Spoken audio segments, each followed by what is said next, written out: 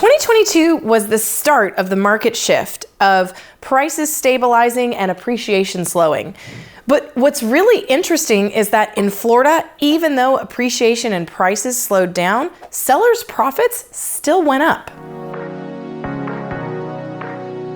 A Florida Realtor article released earlier this year said, according to Adam's end-of-year report, the typical sales profit percentage rose from 2021's 45% to 51% last year, even with values dropping in the second half of 2022. Overall, home values rose 10%. What's also really interesting to look at is that if you see the list of cities that saw this kind of profit, just behind Hawaii, Arizona, and Washington, Florida cities topped the list. So these were taken from Florida metro areas in 2022, and here are the cities that topped the list.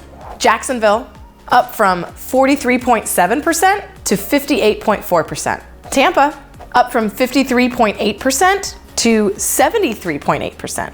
Orlando, their ROI was up from 42.2% to 62.2%.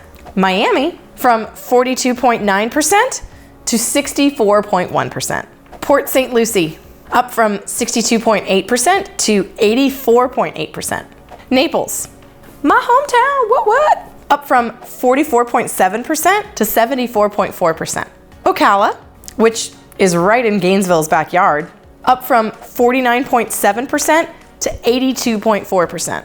And topping the list was Fort Myers with an ROI up from 51% in 2021 to 85.4% in 2022.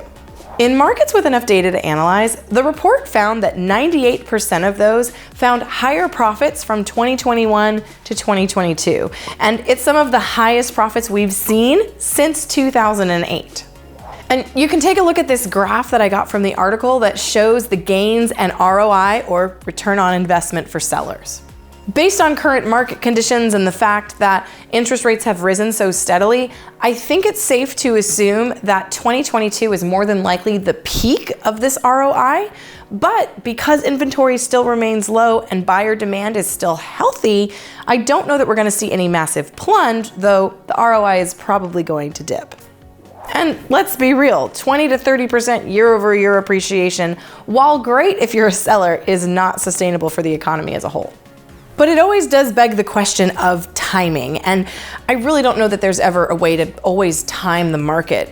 But since mortgage rates have doubled, you may be wondering if it's even worth selling your house. But I'm here to say that there are still some very good reasons why you should get in this market. I'm Lindsey Johnson, your resource for all things real estate. See you next time.